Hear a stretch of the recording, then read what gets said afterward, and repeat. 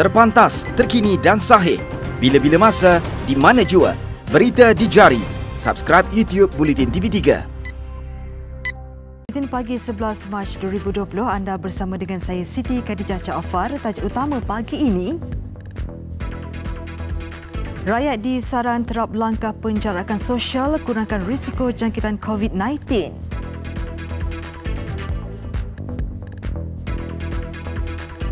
Juga, gara-gara percaya kabar angin, 44 maut keracunan alkohol di Iran.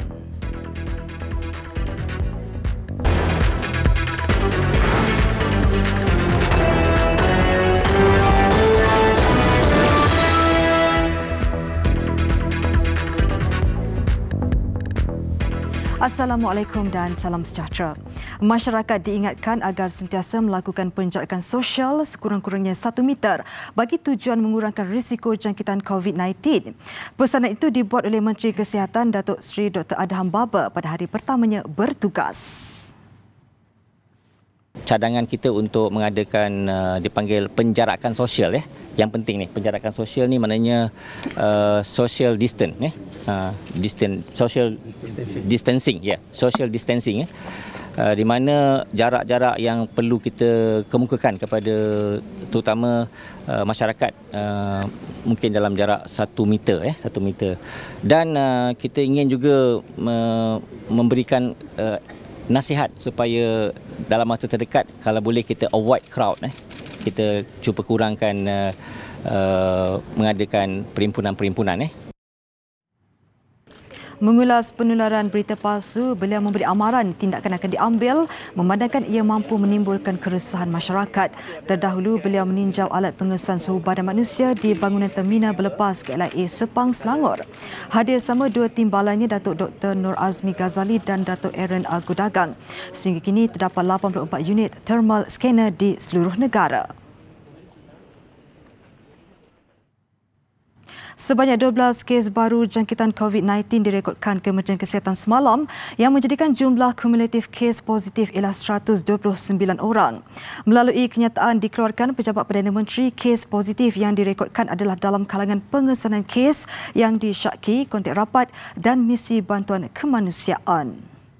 Dalam pada itu, pesakit kes ke-87 dilaporkan pulih dan dibenarkan keluar dari hospital.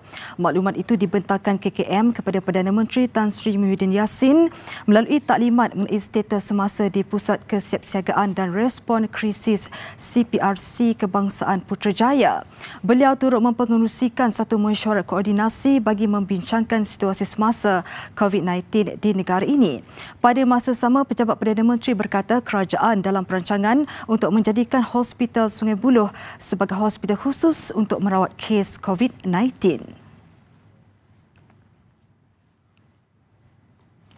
Dalam perkembangan lain di Selangor, bekas Menteri Kesihatan Dr. Sri Zulkifli Ahmad dilantik mengetuai pasukan petugas menangani COVID-19 di negeri itu. Menteri Besar Datuk Sri Aminuddin Syari berkata pasukan petugas itu ditubuhkan berikutan 60% daripada jumlah keseluruhan individu yang dijangkiti tinggal di negeri berkenaan. Menurut Datuk Sri Amiruddin, persetujuan diberikan oleh Datuk Sri Dr. Zulkifli untuk mengetuai pasukan petugas itu bersama beberapa profesional serta Jabatan Kesihatan Negeri bagi memastikan wabak COVID-19 dapat dibendung. Pasukan petugas itu berfungsi memantau, mengawasi serta memberikan pendidikan kepada rakyat berkenaan pengawalan serta menangani COVID-19 serta membantu Jabatan Kesihatan Negeri Selangor memberi lebih fokus dalam rawatan terhadap pesakit COVID-19 di hospital.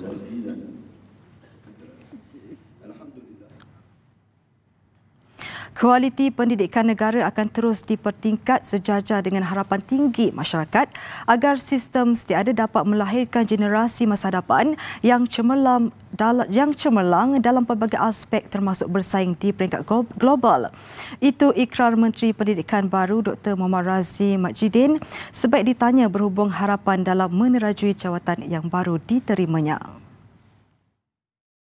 Kita sedar bahawa ibu bapa sentiasa mengharapkan yang terbaik untuk anak-anak. Siapa saja sebagai seorang ibu bapa, pendidikan anak-anak adalah masa depan. Bukan sahaja masa depan anak-anak mereka, tapi masa depan keluarga, bahkan masa depan negara. Jadi sebab itu saya kata tadi, apa sahaja yang kita akan lakukan, kita akan mengambil kira ya kepentingan generasi masa depan negara, insya-Allah. Sebelum ini, Dr. Muhammad Razzi ialah bekas pensyarah dan penyelidik dalam bidang perakaunan serta pengauditan dan perakaunan forensik dari University of Tasmania, Australia. Beliau juga pernah berkhidmat di University of New South Wales dan di Australian National University. Juga berkongsi visi yang sama Menteri Pengajian Tinggi Datuk Dr. Noraini Ahmad yang mahu memastikan prestasi Institut Pengajian Tinggi negara ini terus ditingkatkan daripada pencapaian cemerlang sedia ada. Justru pengasingan kementerian dengan Kementerian Pendidikan jelas memberikan ruang kepadanya untuk mencapai hasrat itu. Dan insya-Allah selepas saja daripada briefing tu, apa yang pentingnya adalah kita nak fokuskan supaya prestasi di pengajian tinggi ini akan semakin memuncak sama ada di peringkat antarabangsa dan juga di dalam negeri. Perdana Menteri sendiri menyatakan dalam ucapan dia bahawa dia hendakkan pengasingan ini supaya gerak kerja menjadi lebih fokus, dan insya-Allah kita akan cuba untuk mencapai apa juga yang diamanahkan oleh Perdana Menteri Malaysia kepada saya selaku Menteri Pengajian Tinggi. Terdahulu beliau tiba di Pejabat Kementerian Pengajian Tinggi Putrajaya pada jam 5.45 petang semalam dan disambut Ketua Setiausaha Kementerian Datuk Dr. Muhammad Ghazali Abbas. Sementara itu, Ketua Menteri Sarawak Datuk Abang Johari Tun Oping yakin hak dan isu berbangkit yang membabitkan Sabah dan Sarawak terutamanya Perjanjian Malaysia 1963 akan dimuktamadkan. Keyakinan yang diutarakannya selari dengan kewujudan portfolio khusus mengenai hal ehwal dua negeri berkenaan yang diketuai Datuk Seri Maximus Ongkili dan timbalannya Datuk Hanifah Hajar Taib. Ya, saya rasa kementerian di bawah Datuk Ongkili khas untuk Sabah dan Sarawak menggambarkan kesungguhan yang amat berhormat Perdana Menteri untuk menyelesaikan masalah-masalah yang tertunggal dalam kita berbincang mengenai dengan MA 63. Okay. Optimis perkara berkaitan dengan bangkit mengenai isu Sabah Sarawak akan dapat diselesaikan dalam penggal kali ini. Saya yakin ia boleh dapat diselesaikan.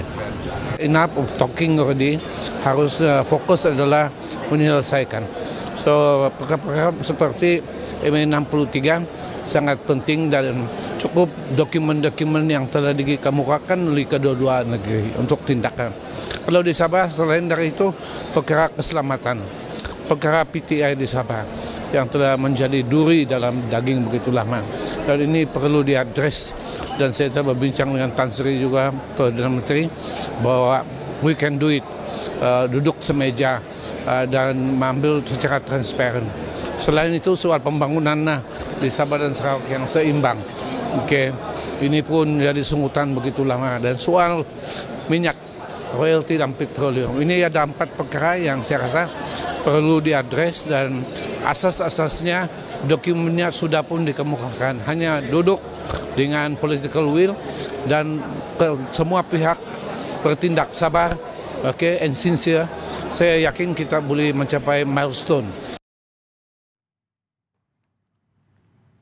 Dalam pada itu, tidak timbul isu bilangan jemaah menteri yang dibentuk kerajaan lebih besar memandangkan ianya bukan perkara baru. Sebaliknya, pembentukan kabinet terbabit adalah mengikut keperluan semasa dan kerja lebih berfokus.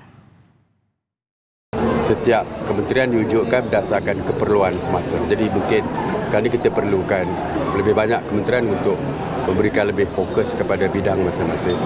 Jadi sebab itulah dalam keadaan ekonomi yang begitu teruk hari ini, berbagai-bagai masalah, misalnya dari segi masalah perpaduan misalnya, merupakan isu yang besar ini.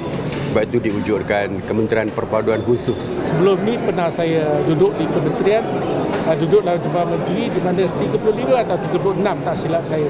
Masa tu ada lagi Idris Jalal, Wahid Omar dan sebagainya. Jadi saya rasa itu yang pernah saya lalui sebelum itu. Jadi tak kira lah saiz kabinet macam mana, yang penting ialah fungsi susunan kerja menteri itu sama ada kita dapat mencapai kata sepakat dan membuat penyampaian terbaik untuk rakyat jelata. Kabinet kini mempunyai 31 menteri dan 37 timbalan menteri.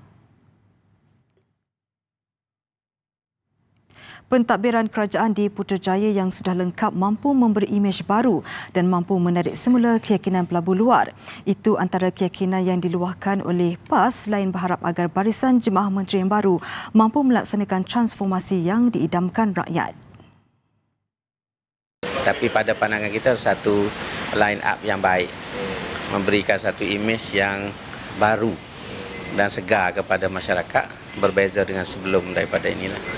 Jadi kita harap kabinet ini boleh berfungsi dengan baik dan fokus yang pertama sebenarnya kita sebut ialah memulihkan ekonomi negara. Dan saya ada baca pandangan tu dengan susunan kabinet baru ni, Menteri Ekonomi, Menteri Keuangan dan juga Menteri hal ehwal perdagangan antarabangsa ni merupakan satu gabungan yang kuat. Yang kuat dan boleh memulihkan kepercayaan dunia perniagaan dan antarabangsa terhadap kemampuan Malaysia.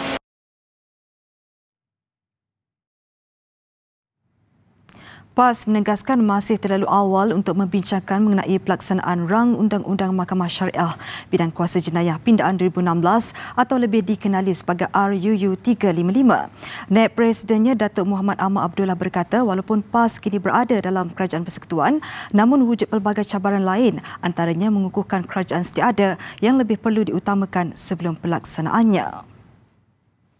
Kita agaklah, cuma untuk bagi kami, benda ni masih selalu di peringkat awal. Kita baru saja, hari ni baru nak akad sumpah. Jadi, dah masa pun bukan panjang. Jadi, kita ni ada cabaran besar lepas ni, iaitulah 18 bulan Mac ni, Mei ni. Kemungkinan ada undi tak percaya di Parlimen. Jadi, dalam masa 2 bulan ni, tidak boleh terlalu mengharapkan suatu benda yang besar. Kita settle apa yang asas dulu. Yang benda-benda lain tu mungkin kita boleh bincang selepas pada inilah. Untuk rekod RUU 355 adalah satu usul persendirian yang pernah dibawa Presiden PAS Datuk Seri Abdul Hadi Awang untuk meminda Akta Mahkamah Syariah Bidang Kuasa Jenayah 1965 atau Akta 355. Ia bertujuan meningkatkan hukuman Mahkamah Syariah berhubung kesalahan jenayah. Tambahnya, Setiausaha Agung PAS Datuk Taqiyuddin Hassan dilihat belum dapat membuka laluan mudah untuk RUU 355 dibentangkan di Parlimen kelak.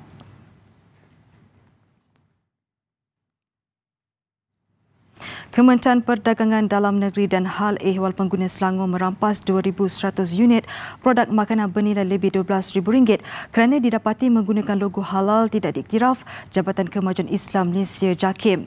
Serbuan ke atas premis di Jalan Kebonanas Kelang dilakukan bersama 6 pegawai Jabatan Agama Islam Selangor JAIS.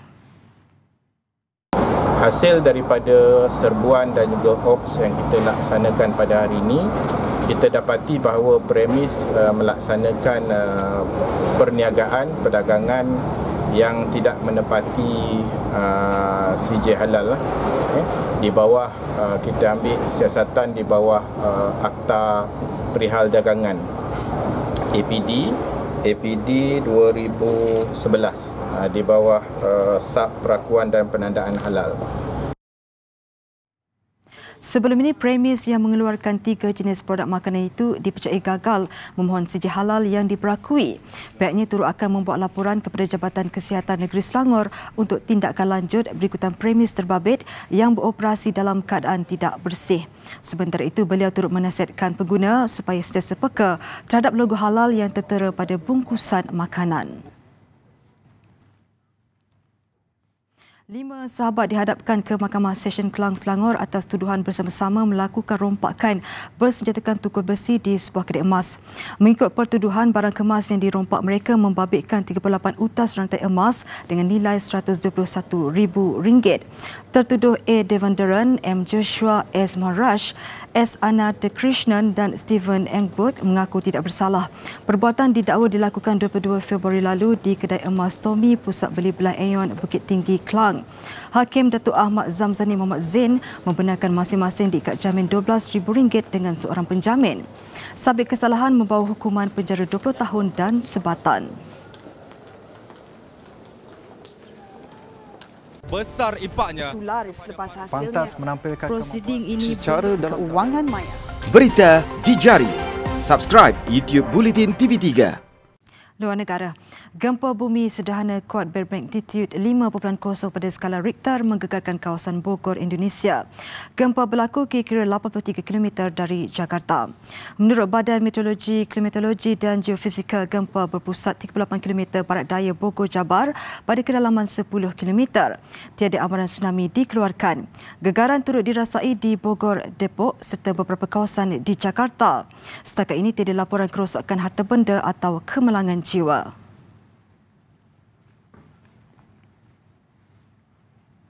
Gara-gara kerana terlalu percayakan kabar angin, 44 orang maut di Iran setelah dipercayai keracunan alkohol ekoran meminum arak yang diproses secara haram. Ya, selepas kesemua mereka mempercayai kabar angin bahawa arak mampu mengelakkan seseorang dijangkiti COVID-19. Menurut media tempatan IRNA, keadaan semasa di Iran membuatkan ramai mangsa yang terdesak mencari alternatif melindungi diri daripada terkena jangkitan termasuk meminum arak. Kadar keracunan tertinggi dilaporkan di wilayah Khuzestan di mana 16 kematian dilaporkan menjadikan jumlah keseluruhan 36 maut. Selain itu, 7 lagi mangsa keracunan alkohol menemui ajal di wilayah utara Albos dan seorang di Kermanshah, barat Iran. Alkohol diharamkan sama sekali di Iran kecuali bagi kumpulan minoriti bukan Islam. Bagaimanapun, media tempatan sering melaporkan kes keracunan alkohol akibat meminum arak buatan sendiri. Iran kini berusaha membendung penularan wabak COVID-19 yang sudah merebak ke semua 31 wilayah di negara itu, mengorbankan 291 orang selain menjangkiti lebih 8,000 orang.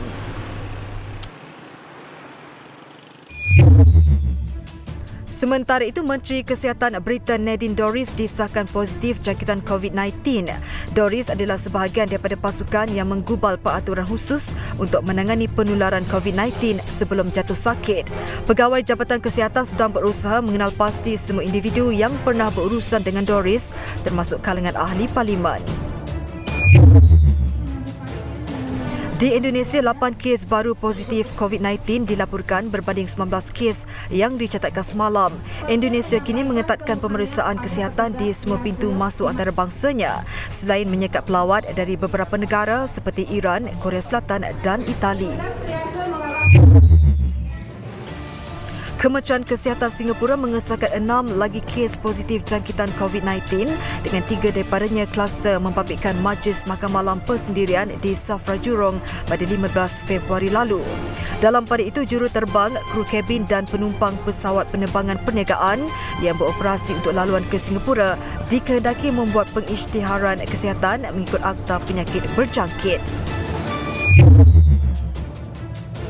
Sepasang suami isteri antara 3 pesakit baru yang didiagnosis jangkitan COVID-19 di Thailand menjadikan jumlah keseluruhan 53 kes. Wanita berusia 46 tahun itu pulang dari Itali pada 28 Februari lalu dan suaminya 47 tahun tidak bersamanya ke negara terbabit namun diuji positif COVID-19. Jumlah terkini 6 kes di Brunei sehari selepas merekodkan kes pertama.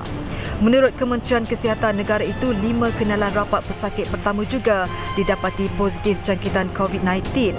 Kesemua 6 pesakit berada dalam keadaan baik dan stabil.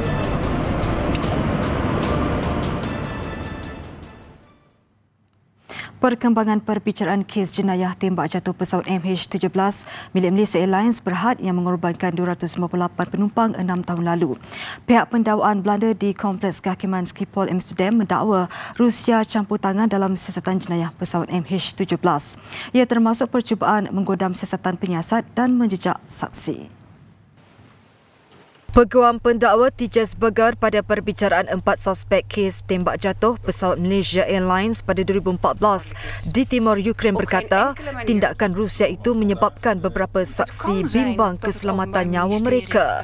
Dalam penerangannya kepada hakim, peguam berkenaan memaklumkan terdapat tanda jelas bahawa perkhidmatan keselamatan Rusia giat melakukan percubaan mengganggu usaha untuk membuktikan kebenaran di sebalik tragedi pesawat MH17 ditembak jatuh dan Rusia didakwa menyasarkan penyiasat di beberapa negara terjejas. Pihak berkuasa Britain dan Belanda memutuskan bahawa ejen GRU Rusia terbabit dalam cubaan menggodam sistem pihak berkuasa penyiasat Malaysia. Selain itu, terdapat juga percubaan untuk menceroboh lembaga keselamatan Belanda yang menyiasat tragedi MH17.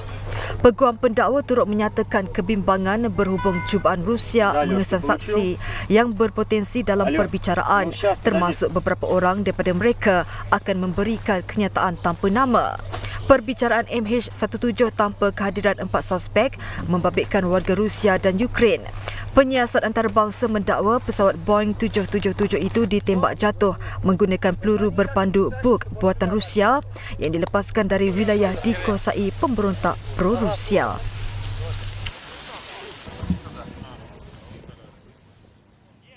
Besar impaknya. Tular selepas hasilnya. Pantas menampilkan prosiding ini secara dalam keuangan maya. Berita di jari. Subscribe YouTube Bulletin TV3. Sukan bola sepak Liga Super. 2 perlawanan berlangsung malam tadi menyaksikan juara Liga Super musim lalu Johor Darul Takzim JDT menang tipis ke atas PDRM. Manakala Pahang mencatat kemenangan bergaya ke atas Sabah di Stadium Darul Makmur. Johor yang bertandang ke Stadium Bola Sepak Kuala Lumpur Ceras untuk perlawanan ketiga Liga Super dipaksa bekerja keras ketika menentang PDRM sebelum menang tipis 1-0. Skuad Harimau Selatan yang bermain tanpa Safawi Rashid tetap menguasai sebahagian besar permainan dan mencipta beberapa peluang pada babak pertama. Namun ketangkasan penjaga gol PDRM menyaksikan tiada sebarang gol berjaya dihasilkan JDT. Bersambung babak kedua, JDT terus rancak memburu gol pertama perlawanan dengan kemasukan Gonzalo Cabrera dan Syafiq Ahmad. Namun pertahanan ampuh PDRM masih gagal ditembusi oleh JDT dan menuju lewat permainan. Akhirnya penyerang import Diogo meledak gol kemenangan untuk membawa pulang 3 mata berharga. Sementara itu, Pahang berjaya mencatat kemenangan pertama dalam saingan Liga Super musim ini selepas menewaskan Sabah 2-0 di Stadium Darul Makmur. Tuan rumah yang terdesak memburu kemenangan mempertaruhkan Ivan Carlos dan Muhammadus Samareh untuk mengetuai jentera serangan. Hasilnya minit ke-21 Carlos menjadikan gol pendahuluan selepas menerima hantaran Sumareh yang tidak dikawal. Kembali selepas rehat, Pahang tidak menunggu lama untuk menambah gol kedua apabila pemain pertahanan import Harold Gulen mudah menyempurnakan sepakan penalti selepas Wan Azrai menjatuhkan Carlos di dalam kotak penalti pada minit ke-50. Kejayaan menewaskan Sabah 2-0 sudah cukup melegakan pengendalinya Abdullah Saleh yang sebelum ini meluahkan kekecewaan dengan prestasi anak buahnya.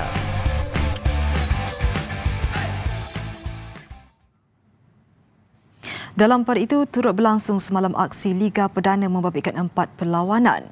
Terengganu FC 2 terus mengukuhkan kedudukan apabila mencetak keputusan menang 2-1 ke atas Kuching FA. Perak 2 pula sekadar mencetak keputusan 1-1 berdepan Pulau Pinang. Kelantan menewaskan pasukan adik Kelantan United 2-0 dan Negeri Sembilan berjaya memanfaatkan aksi di laman sendiri menundukkan UKM FC 2-0. Berlangsung di Stadium Tunku Abdul Rahman Paroi, Negeri Sembilan melayani kunjungan Universiti Kebangsaan Malaysia UKMFC. Mereka turun dengan misi memburu kemenangan sulung bagi meneruskan saingan selain mengelak tekanan berterusan daripada penyokong yang dilihat kecewa selepas pasukan itu tewas dalam 2 perlawanan terdahulu. Skuad bimbingan Sazali Saidon terus mengatur gerak mencari gol sebaik perlawanan dimulakan menerusi gerakan menarik oleh jentera serangan yang diterajui gandengan penyerang dari Brazil, Igor Luis Dwi dan Hozi Amineto. Bagaimanapun usaha skuad Hobin Jang Hobin mendapatkan gol akhirnya berhasil apabila Igor bijak menyambar bola hantaran lintang Shusuke Nakatake dari sebelah kanan yang melepasi pertahanan lawan dengan menanduk masuk gol pertama tuan rumah pada minit ke-24. Bersambung babak kedua, Negeri Sembilan mengukuhkan kedudukan menerusi jaringan kedua yang disempurnakan Nur Syami Izzuan Amin pada minit ke-60 untuk keputusan 2-0 kekal hingga whistle penamat.